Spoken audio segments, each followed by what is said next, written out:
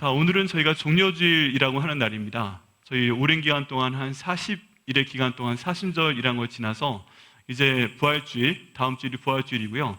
그 마지막 이제 그 핵심이 되는 일주일 기간입니다. 그리고 오늘은 종려주일인데 왜 종려주일이라고 하느냐?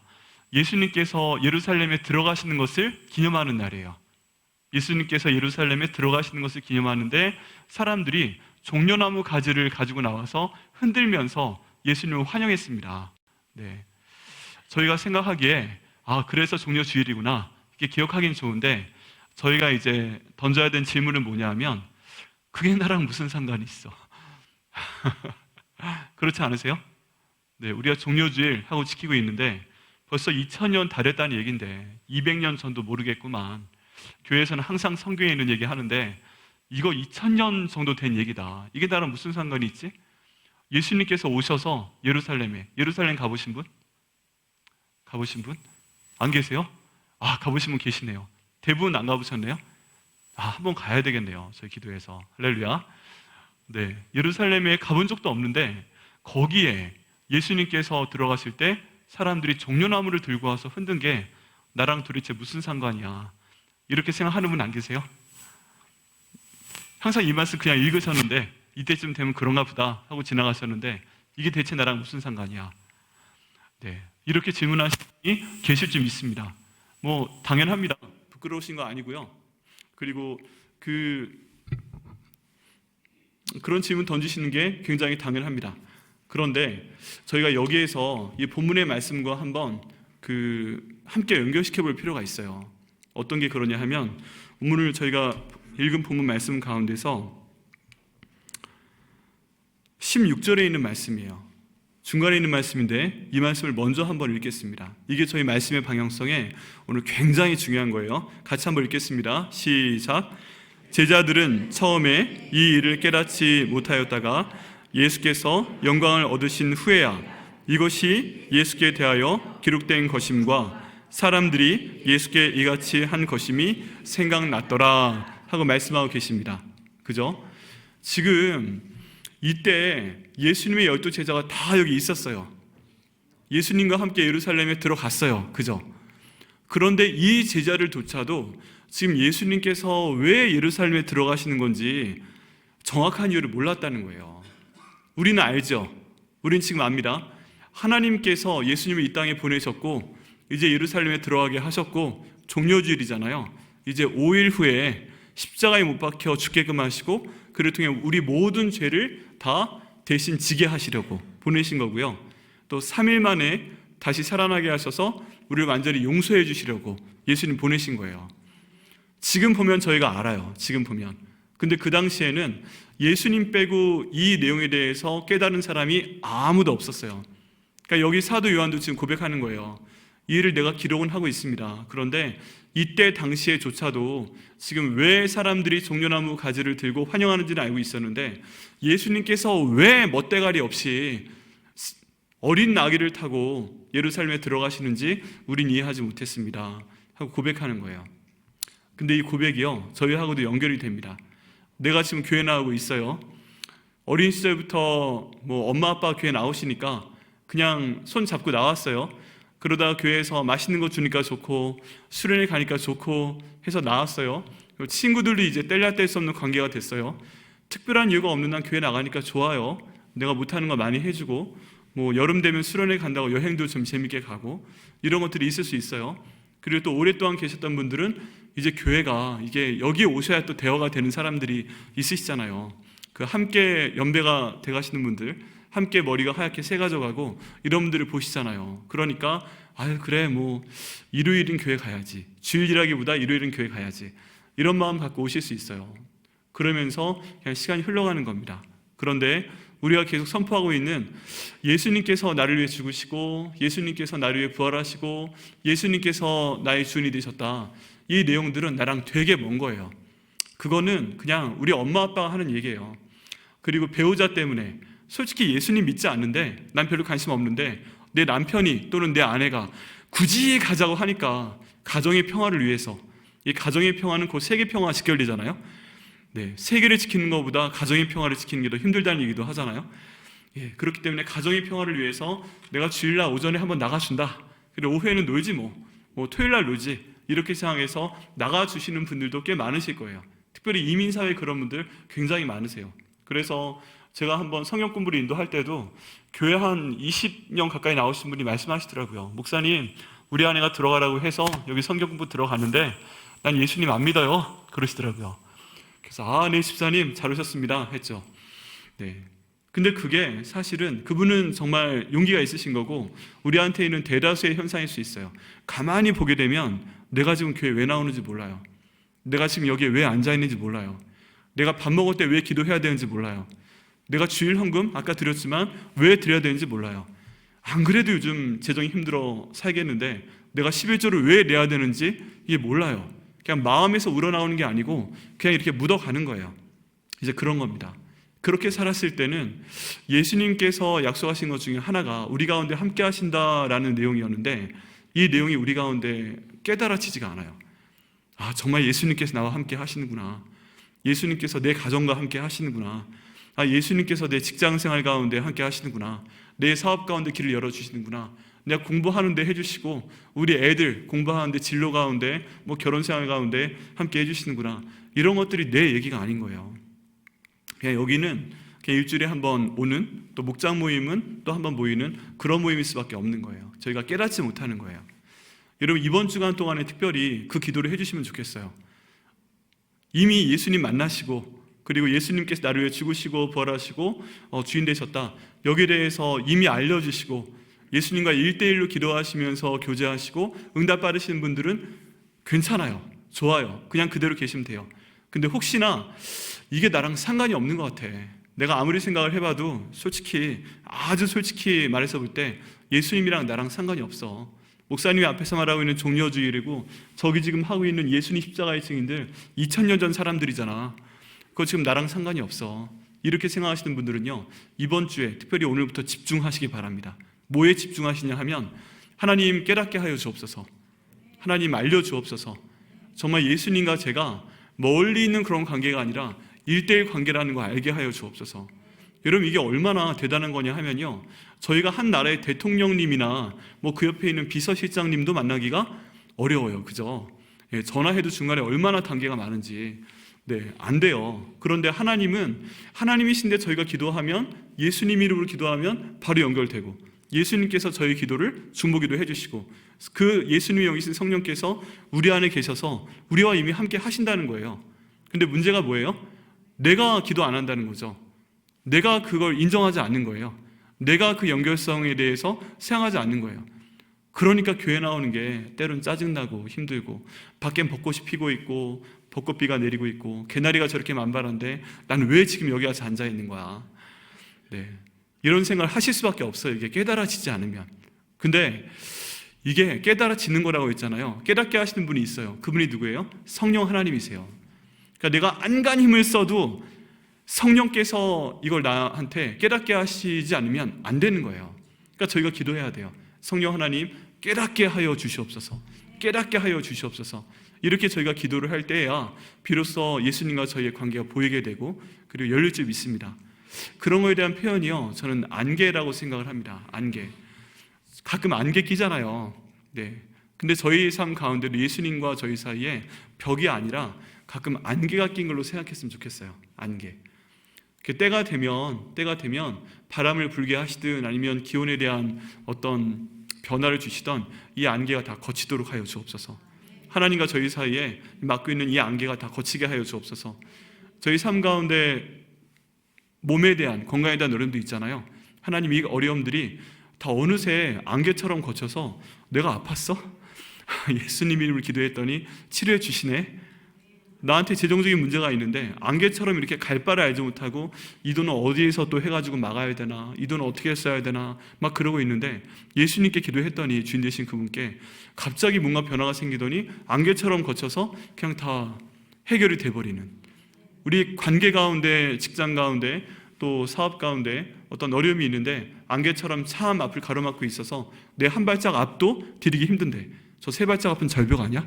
이렇게 두려워하고 있는데 갑자기 주님께서 나와 이제 1대1 관계가 되시더니 이거 다 없애버려 주시고 그냥 앞을 보게 하시고 가게 하시고 행복하게 하시고 이런 복을 주시는 우리 주님이십니다. 그 복을 받으시는 저희 백향교회 성도분들 되시기를 예수님의 이름으로 축복합니다. 그래서 이 말씀 들으시면서요, 이게 내 얘기야? 하고 계속 물어보세요. 이게 지금 내 얘기로 믿어지는 거야? 2000년 얘기 아니야? 내 얘기야? 물어보시고요. 그게 아닌 것 같아. 그러면 이번 주에 특별히 거기에 대한 기도를 많이 해주시길 부탁을 드리겠습니다.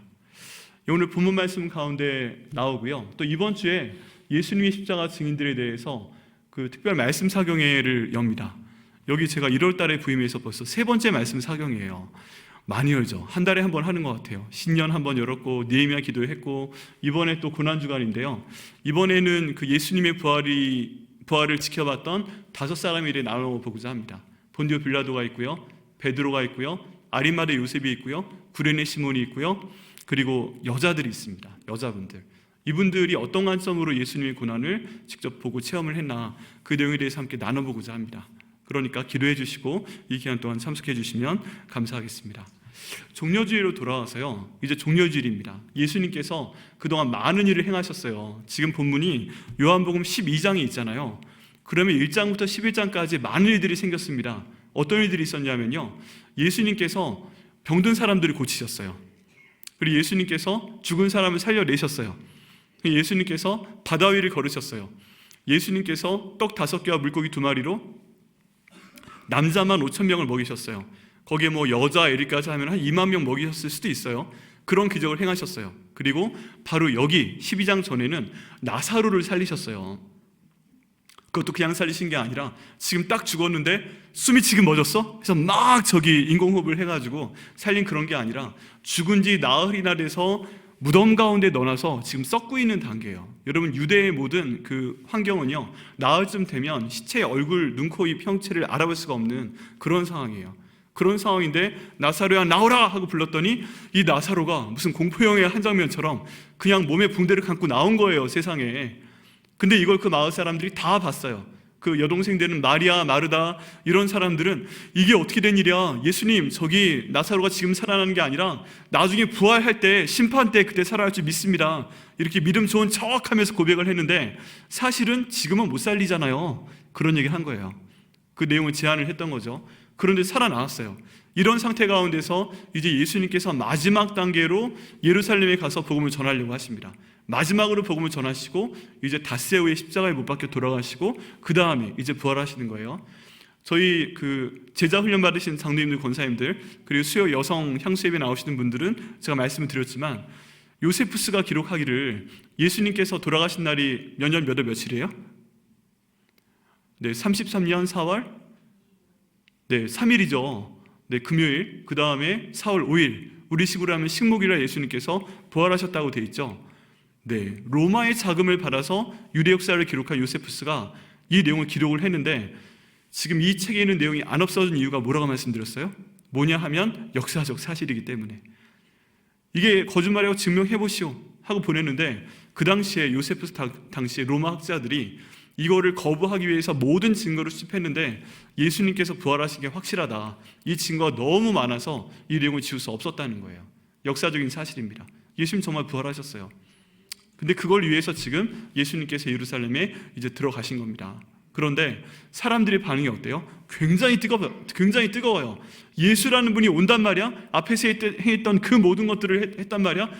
저기 예루살렘에 1시간 정도 떨어져 있는 벳박에 거기는 나사로 있잖아, 나사로. 거기 3남매. 걔를 참 힘들게 살았지. 그런 가정 가운데 있는데 그 오빠 죽었다며. 근데 죽은 지 나흘이나 되는데 예수님한테 연락했는데 나흘 뒤에 와가지고 살려냈다는 거 아니야. 그분이 지금 오는 거 아니야. 그래? 야, 대단한데? 그러면서 소문이 우글우글 돕니다. 어떤 소문이 도는 거냐 하면 이분이 지금 우리의 왕이 아니냐, 우리 이스라엘의 새로운 왕이 되실 분이 아닌가. 이분이 만약에 우리의 왕이 되면 끝내주네. 들은 걸로만 해도 떡 5개 가지고 물고기 2마리 가지고 남자만 5,000명을 먹어? 그럼 5,000명짜리 군대를 모아서 로마와 전쟁을 할 때 떡 5개와 물고기 2마리면 한 끼 끝이야? 끝내주네. 그거 다쳐? 병들어? 그럼 그분이 한번 딱 손 대면은 다 낫는 거야? 그럼 다칠 게 염려할 필요가 없겠네. 죽어? 그럼 그분이 기도하면 살아났어? 대단한데?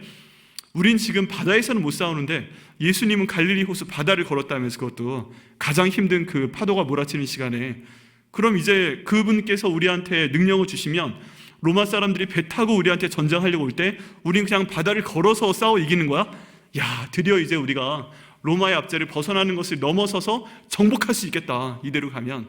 이런 소문이 지금 돌고 있는 겁니다. 그래서 사람들이 예수님이 오신다고 하니까 거기에 모여서 환영합니다. 뭐라고 외치냐면 호산나! 그러면서 환영해요. 호산나! 아까 우리 찬양 때는 호산나 호산나 찬양을 많이 했는데 그건 우리의 영적으로 구원하여 주옵소서 이런 뜻인데요. 본문에 나와 있는 호산나는 우리 나라를 구원하여 주옵소서 이런 뜻이에요. 로마의 압제로부터 우리를 구원하여 주옵소서, 지금 이런 뜻으로 호산나 호산나 하고 있는 겁니다. 그리고 이 사람들이 가지고 나온 게 있어요. 그게 종려나무 가지죠. 이걸 가지고 나와서 종려주일이다 이렇게 말씀드렸죠. 근데 종려나무가 어떤 뜻이냐면요, 크게 세 가지 의미가 있습니다. 첫 번째는 뭐냐면요, 풍요예요. 풍요, 풍요함, 부요함 이런 거예요. 왜 그러냐 하면 이 종려나무는 물이 많은 데서만 살 수 있어요. 사막에서 못 살아요. 그래서 종려나무가 여기 많네? 그럼 이 동네 물이 많네, 풍요롭네, 이렇게 생각할 수가 있는 겁니다. 저희가 그 성경 통독하면서 봤던 여리고성 있잖아요. 이 여리고성이 또 다른 이름이 종려나무 성읍이에요. 그러면 여리고성이 뭐가 많다는 얘기예요? 종려나무가 많다는 얘기죠. 왜 그럴까요? 요단강을 건너자마자 서편에 있었던 성이 여리고성이잖아요. 요단강이 흘러가니까 거기 물이 많은 거예요. 물이 많으면 농사도 잘 지을 수 있겠죠. 이 물이 많으니까 종려나무도 잘 자랄 수 있겠죠. 그래서 종려나무를 보면 이 땅은 참 비옥하구나, 이 땅은 참 좋은 땅이구나, 그렇게 생각을 합니다. 그래서 여리고성을 저희가 보기에 그 땅 무너졌어, 힘든 땅이야, 동네 안 좋아, 이렇게 오해하실 수 있는데 거기만큼 살기 좋은 관광지가 없어요. 2000년 전에도 그랬고 요즘에도 그래요. 한번 가보고 싶어요, 여리고. 왜 그러냐 하면 이스라엘 백성들한테 딱 요단강을 건너는데 여리고성을 봤는데 이쪽으로 건너오니까 환경이 달라진 거예요. 종려나무가 있고 물이 많고 오아시스가 있고 그러니까 먹을 것도 있고, 그래서 사람들이 보기에 여기 정말 좋은 땅이네, 아주 훌륭한 땅이네, 이렇게 감탄하면서 쉼도 좀 됐을 거예요. 이런 땅을 지금 정복한다는 것이 되게 좋네.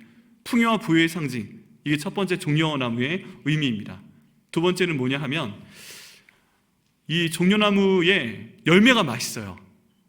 진짜 맛있대요. 못 먹어봤는데 이 대추야자랑 비슷한데 꿀맛이 난대요. 그래서 유대인의 경전에 보면 하나님의 말씀이 마치 종려나무 열매와도 같다, 이렇게 표현하는 것도 있어요. 보통 저희가 하나님 말씀을 꿀같이 달다 이런 얘기 하잖아요. 그런데 그게 마치 종려나무 열매처럼 꿀처럼 단다, 이런 얘기를 하는 거예요. 그러니까 엄청나게 단 거죠. 그래서 이렇게 풍요로운 곳에 나무도 많고 그늘도 있고 물도 있고 먹을 것도 있는데 열매까지 맛있어요. 너무 좋은 그런 거죠. 그래서 우리한테 이런 열매를 주옵소서, 이스라엘의 새로운 왕이시여 우리 가운데 이런 풍요함을 주시고 우리에게 이렇게 꿀같은 자유와 꿀같은 그런 생활을 우리에게 주시옵소서, 이렇게 지금 종려나무 가지를 들고 와서 환영하는 겁니다. 세 번째 의미는 뭐냐 하면요, 이스라엘 백성들의 민족성이에요. 이 종려나무가 한번 살면 최소 150년 삽니다. 오래 살죠. 나무가 150년을 살아요. 네, 우리 할아버지가 봤던 거 지금 손자 손녀가 보고 같이 타고 있는 거예요. 그런데 뭔가 낫이나 칼 같은 걸 갖다가 이 잎사귀를 한번 잘라내 봅니다. 그걸 다 잘라버려요. 그런데도 이 종려나무는 죽지 않아요. 심지어 다 잘라버리고 그루터기 남잖아요. 저희 가끔 앉아있는 거, 여기에다 불을 지릅니다. 그럼 불을 질러도 이 그루터기는 또 그 다음에 봄이 되면 싹이 나요. 안 죽어요. 안 죽어. 오래 살 뿐더러 잎을 제거해도 안 죽고 불로 태워도 안 죽고 이러는 거예요. 그래서 이스라엘 백성들이 보면서 그래, 우리가 종려나무지, 그래, 우리가 이렇게 로마가 와서 아무리 우리를 힘들게 해도 우린 이대로 죽지 않는다, 끝날 때까지 끝난 게 아니다, 우린 죽은 것 같지만 또 살아나고 또 살아나고, 이게 바로 우리 민족이다. 이제 그 종려나무 보면서 그런 생각을 하는 겁니다. 그래서 항상 이런 정복전쟁 가운데 대항을 할 때는 종려나무 가지를 가지고 나와서 흔들면서 싸웠어요. 네, 막 꽂아놓고 우리는 그렇게 쉽게 죽지 않는다, 이런 의미로. 이 세 가지 때문에 사람들이 종려나무를 가지고 나와서 흔들기도 하고 바닥에 깔기도 하고 이러면서 환영하고 있다는 거예요. 그게 지금 본문의 상황이에요. 우리가 보통 아는 거랑 너무 다르죠. 드디어 예수님께서 오셨어, 드디어 메시아께서 오셨어, 이분이 하나님께서 약속하신 우리 천국 보내줄 그분이야, 이렇게 환영하는 게 전혀 아니라는 뜻이에요. 근데 사람들이 갑자기 딱 하고 깨는 게 있어요. 다 좋은데 호산나 하는 거 좋고 종려나무까지 다 가지고 나왔는데 이건 뭐지? 하는 게 생겼습니다.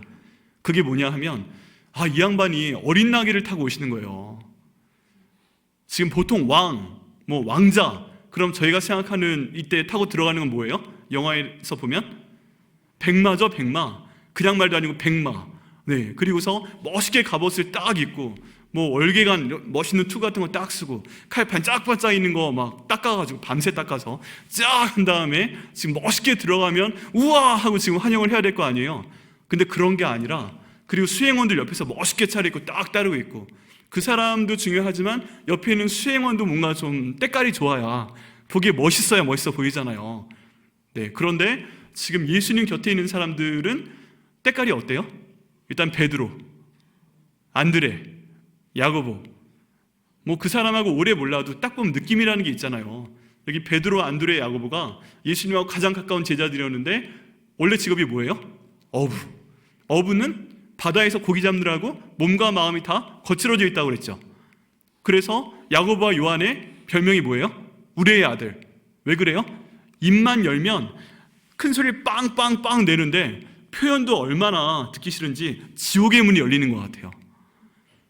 네, 나중에 사도 요한이 구원받고 빌립보에 가서 예수님의 어머니 마리아를 평생 모시고 살 때는, 거기 에베소 교회 감독으로 있을 때는 아가파테 알레루스, 서로 사랑하라, 이런 얘기 항상 하고 다녔지만 그때는 그때고, 예수님을 막 알아서 따라다닐 때도요, 성질이 얼마나 불같은지 사마리아 사람들이 예수님과 일행이 지나가는 것을 안 돼! 하고 가로막았습니다.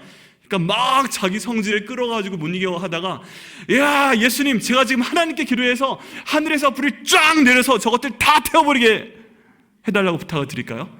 이랬다가 너 조용히 안 해? 예수님께서 시끄러! 해가지고 뒤로 팍 몰아내신 경우가 있잖아요.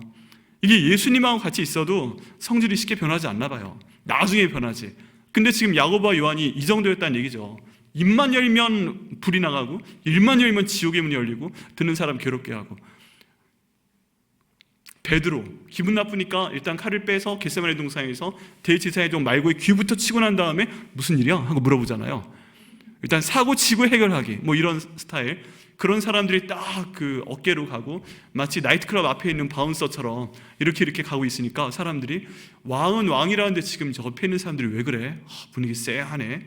이럴 수 있고요. 멋있게 오셔야 되는데 나귀를 타고 지금 오시는 중이니까 저건 웬 나귀야? 지금 말도 아니고. 이것 때문에 마음이 좀 이상해지는 그런 내용이 여기 숨어 있습니다. 그리고 이 실망이 하루, 이틀, 사흘 쌓여서 딱 닷새째 되는 날, 이제 뭐라고 소리쳐요? 십자가에 못 박아라! 하고 이 사람들이 소리치는 거예요. 딴 사람들이 아니라. 호산나! 하고 종려나무로 맞았던 사람들이 딱 5일 지난 다음에 십자가에 못 박아라! 빌라도가 말하기를, 죄가 없다, 내가 놓아주기 원한다. 안 됩니다. 그럼 누굴 대신 놓아줄까? 바라바요. 바라바는 강도더라 얘기하고 있습니다. 5일 만에 바뀝니다. 5일 만에. 이런 기가 막힌 상황이 여기 지금 펼쳐지고 있습니다. 그래도요, 예수님께서는 이 모든 상을 알고 계시는데도 천천히 성경 가운데 있는 그 예언을 이뤄나가시는 것을 볼 수가 있습니다. 예수님께서 왜 나귀를 타고 지금 예루살렘에 오셨나요? 그거는 스가랴서 8장 8절 말씀에 있는, 9장 9절 말씀에 있는 그 예언을 이루시기 위해서 그렇습니다. 말씀을 읽어드릴게요. 스가랴 9장 9절입니다. 시온에 따라 크게 기뻐할지어다, 예루살렘에 따라 즐거이 부를지어다. 보라, 내 왕이 내게 임하시나니 그는 공의로우시며 구원을 베푸시며 겸손하여서 나귀를 타시나니 나귀의 작은 것 곧 나귀 새끼니라 하고, 이스라엘의 왕이 오시는데 나귀를 타고 오실 것이다. 오늘 본문에는 어린 나귀라고 되어 있고요, 여긴 나귀 새끼라고 되어 있잖아요. 어린 나귀나 나귀 새끼나 똑같은 겁니다. 그죠? 결국에 이 예언이 이루어졌다는 것이죠. 이렇게 들어오고 있는 가운데 있어요. 예수님께서 뭐라고 해도 이 예언을 지금 이뤄나오고 계시는 것입니다. 이 전에 있었던, 예를 들어서 눈먼 사람을 고치는 거, 이거 메시아밖에 못한다, 성경 기록하고 있어요. 근데 모든 증거가 다 이분이 하나님의 아들이다, 이런 것들을 보여주고 있는데 지금 여기 있는 백성들은 깨닫지 못하고 있어요. 이게 나랑 영적으로 상관이 있는 게 아니라 우리 이 모든 제국 가운데서 우리가 자유로워지라고 지금 하고 있는 거구나, 나랑 상관이 없다, 그 얘기 지금 하고 있는 거고요. 그리고서 종려나무 막 이래도 이 땅 가운데 잘 사는 게 아니고 지금 천국으로 인도하는 그거다, 이걸 지금 전혀 깨닫지 못하고 있습니다. 그래도 예수님께서 나귀를 타고 들어가시는 거예요. 지금 나귀를 타고. 이 나귀에는 두 가지 의미가 있습니다. 첫 번째는 뭐냐면요, 겸손함이에요. 지금 본문의 그 스가랴 9장 9절에 나와 있는 대로 그는 공의로우시며 구원을 베푸시며 겸손하여서 나귀를 타시나니, 예수님께서 왕으로 오셨는데 하나님의 아들이신데 그분이 이 땅에 오셔서 야, 내가 인간 세상으로까지 내려가는데 하나님 저 왕 정도는 해야 되지 않아요? 로마 황제? 그 정도면 제가 내려갈게요. 이렇게 하나님하고 좀 뭔가 그 시호부를 볼만한데 이렇게 하지 아니하시고 가장 이스라엘 가운데 낮은 직업을 가진 사람으로 오시는 걸 볼 수가 있습니다. 겸손하십니다. 이 예수님이 우리의 주인이시라면 저희는 어떻게 해야 돼요? 저희도 겸손해야 됩니다. 어떤 상황에서도 예수님보다 더 탁월하지 못하다면 우린 겸손해야 됩니다. 그래서 이런 말씀 읽을 때 한 번씩 저희가 기도해야 됩니다. 같이 한번 해보시겠어요? 하나님 아버지, 저희가 예수님처럼 겸손하게 하여 주옵소서. 아멘입니다. 나귀에 대한 두 번째는요, 짐을 지는 것이라는 뜻이에요. 짐. 나귀는 그 당시에 운송수단 가운데 하나였습니다. 사람이 잘 타지는 않았고요, 주로 운송수단, 짐을 많이 지는 것이었는데 왜 예수님께서 굳이 이 나귀를 타고 오셨는가? 그건 구약성경의 예언을 연결해서 보게 되면 예수님께서 우리의 짐을 대신 져주신다는 뜻입니다. 첫 번째 짐은요, 우리의 죄짐이에요. 천국 들어가는 것을 막는 그 죄짐, 이것을 지금 예수님께서 대신 지어주신다 하는 그런 말씀이고요. 두 번째는 죄짐 말고 우리한테 얼마나 짐이 많아요. 뭐 가족에 대한 거, 돈에 대한 거, 그리고 뭐 여러 가지 세상 일들, 얼마나 지금 그 짐이 많아요. 그것들도 수고하고 무거운 짐진 자들아, 다 내게로 오라. 나에게 던져놔. 십자가 밑에 그 짐 다 던져놔. 내가 너를 쉬게 해줄게. 이렇게 말씀하실 때 그 짐까지 다 지어주신다는 그런 말씀이세요. 이것 때문에 저희가 정말 힘들 때 예수님께서 나귀 타고 오셨지, 나귀 타고 오셨지, 이걸 생각을 하셔야 됩니다. 예수님께서 그 나귀 타고 오셨으니까 내 짐 주님께 맡기자. 하나님, 제 짐이 지금 너무 무겁습니다. 이걸 제가 어떻게 할 수가 없어요. 제가 할 수 있는 방법도 없고 저를 도와줄 사람도 없고, 이거 얘기하자는 굉장히 힘들고, 하나님만 저를 도와주셔야 됩니다. 제 모든 짐을 다 주님께 맡기니까 주님, 이것 좀 제발 좀 져주세요. 제가 좀 홀가분해지게 해주세요. 이렇게 기도하셔서 응답받으시는 여러분들 되시기를 예수님의 이름으로 축복합니다. 네, 이제 두 가지를 저희가 생각해 볼 수가 있는데요, 하나 좀 더 들어가서 생각해 볼 게 있습니다. 그게 뭐냐 하면 이 나귀의 주인이에요. 주인. 지금 사복음서에 다 나와 있는데 예수님께서 예루살렘에 들어오시기 전에 이 나귀를 구하시려고 하죠. 근데 제자 둘을 보내십니다. 여기 맞은편 마을로 가서 보면 나귀하고 나귀 새끼가 묶여 있을 건데 주인한테 말해. 주께서 쓰시겠다 하라. 주께서 쓰실 테니까 좀 보내라 하면 보낼 거야. 알았지? 가져와. 보냅니다. 근데 예수님께서 이 말씀을 하신 동네가 벳바게라는 동네예요. 그런데 그 맞은편에 있는 동네는 베다니라는 동네입니다. 이 베다니는 복음서에 자주 나와요. 왜 그러냐 하면 예수님께서 나사로를 살리신 동네예요. 나사로와 그 동생 마리아 마르다, 이 사람들이 살았던 동네 있잖아요. 여기가 베다니예요. 그리고 나사로가 죽었을 때 이 사람을 다시 살려낸 장소 있잖아요. 여기도 베다니예요. 그리고 예수님께서 예루살렘에 들어가시기 전에 잠깐 머무셨던 장소가 항상 베다니예요. 그러다 보니까 다른 마을 사람들은 몰라도 베다니에 있는 사람들은 예수님을 알고 예수님의 제자들이 누군지 알아요. 그리고 기적도 봤어요. 방금 전에 나사로가 살았네? 우와! 이럴 수가 하고 다 봤잖아요. 지금 이 예루살렘 입성 바로 전에 벌어진 일이거든요. 그러니까 다 알죠. 근데 그런 상황 가운데서 예수님께서 보내서 이제 주께서 쓰시겠다 하니까 그 나귀 주인이 자기 나귀를 보내게 됩니다. 근데 이게 현대식으로 생각해도 그 당시에도 쉽지 않은데 현대식으로 생각해도 쉽지 않은 일이에요. 운송수단이라고 그랬잖아요. 이게 생활수단이 될 수 있어요. 만약 누군가 여러분한테 와서 매일 그 직장에 출퇴근하는 차가 있는데 그것 좀 나한테 한 며칠만 빌려달라고 하면 이게 쉬운 일이에요? 아니죠. 내가 지금 돈을 버는 수단으로 이 트럭을 가지고 운반하는 배달일을 해야 되는데 만약에 그 트럭을 빌려달라고 한다, 며칠만. 이거 빌려줄 수 있어요? 내 생계와 바로 연결되는 건데. 그런 상황에서 하루 수입만 빠져도 얼마나 많은 어려움이 있어요. 근데 지금 이 사람이 주께서 쓰시겠다 하라 하니까 바로 보내는 걸 보세요. 한번 하나님께서 말씀하시고 또 이게 순종하는 걸 볼 수가 있습니다. 하나님께서 인도하셔서 이 모든 것들에 대한 예언을 이뤄나가는 가운데 있는데 이런 사람의 이런 순종이 있습니다. 그러면 이걸 저희한테 한번 적용을 해봐가지고요, 만약에 주께서 하나님의 일을 위해서 나를 쓰시겠다고 하시면 어떻게 하시겠어요? 여러분, 주께서 갑자기 나한테 말씀하시는 거예요. 나를 쓰시겠다 하라. 또는 주께서 내 가정에게 말씀하십니다. 나도 가족 가운데 있으니까 주께서 네 가정을 쓰시겠다. 또는 말씀하십니다. 주님께서 이 백향목교회 딱 지명하에 불리시면서 이제부터 내가 너희 교회를 쓰겠다. 너희는 순종해라 말씀하시면 어떻게 하시겠어요? 순종하시겠어요? 네, 아멘입니다. 그래서요, 여기에서 저희가 이번 주에 할 걸 한번 나눠보고자 합니다. 지금 저희 계속 느헤미야 50일 프로젝트 진행하고 있잖아요. 네, 그래서 한 주 한 주 다른 주제를 드리고 있습니다. 첫 번째 주는 금식 선포였죠. 네, 그래서 금식 그때 작정해 주셨고 감사하게 기도해 주신 덕분에 제가 일주일 금식을 잘 끝냈고 이제 오늘까지 보호식도 끝내고요. 기도해 주신 거 너무 감사드립니다. 그리고 다른 많은 분들이 이제 50일, 5월 10일까지 한 끼, 두 끼 이렇게 해서 이름 적어서 함께 하나님께서 우리 교회를 위해서 일해 주시고 나 개인과 가정과 교회의 무너진 곳을 다 쌓아주시라고 기도하고 계신 가운데 있어요. 계속 금식하면서 너무너무 감사합니다. 근데 이런 상황 가운데서 두 번째 저희가 선포한 말씀 뭐였어요? 회개였죠. 지난주에 나와 내 가정과 우리 교회의 죄를 대신 회개기도 합니다. 용서하여 주옵소서. 회개기도 많이 하셨어요? 네, 아멘. 자, 세 번째 이번 주간 선포는요, 예수님의 고난과 부활에 동참하시는 겁니다. 우리 삶 가운데 무너진 데가 있잖아요. 그럼 그 내 힘으로 쌓을 수 없으니까 그렇게 오랫동안 방치가 된 거예요. 내 힘으로 해결할 문제가 아니에요. 그러면 예수님이 해결해 주셔야 돼요. 근데 예수님께서 해결해 주시려면 내가 예수님 믿어야 돼요. 개인적인 관계가 돼야 돼요. 그거 믿으려면 이번 주에 저희가 나아가고 있는 예수님께서 나를 위해 돌아가시고 부활하시고 주인 되셨다는 거, 이거 내가 마음으로 믿고 입으로 고백해야만 관계 형성이 돼서 이게 고쳐지는 거예요. 제일 중요한 거예요. 그렇기 때문에 이번 주에 이 내용에 대해서 정말 개인적으로 기도하시면서 말씀 보시면서 하나님 깨닫게 하여 주옵소서 기도하시길 바랍니다. 그래서 실천 사항으로 첫 번째는요, 개인적으로는 하나님 저를 위해서 예수님 보내주시고 저를 위해 죽으시고 부활하실 수 있도록 인도해 주신 거 너무 감사합니다. 이미 깨달으신 분은 그렇게 기도해 주시고요, 정말 예수님께서 내 주인이셔, 이걸 이미 알고 믿으시는 분은 그렇게 기도해 주세요.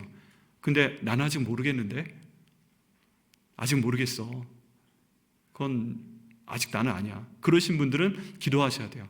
특별히 시간을 따로 정해서 10분이든 20분이든 30분이든 정해놓으시고 정말 예수님하고 나랑 개인적인 관계가 되는 거라면 나 그것 좀 한번 해보게 해주세요. 차별하는 거예요. 왜 저 사람은 되는데 나는 안 돼? 그러면서 말씀하셔서 저 좀 만나주시라고 이번에 예배에 참석하시면서 간절히 기도하시길 바랍니다. 그러면 어떻게 생각하시면 되냐면, 주께서 내 시간을 쓰시겠다 하라. 10분이든 20분이든 30분이든 이번 주에 주께서 쓰시겠다고 30분 내놔. 그럴 때 꼭 기도하시길 바랍니다. 두 번째는요, 가정 가운데서 예수님 믿지 않는 사람이 있을 때 이번 주에 반드시 시간을 하나님께 드리면서 전도하시길 바랍니다. 내가 이거 제 전도하면 큰일 나요.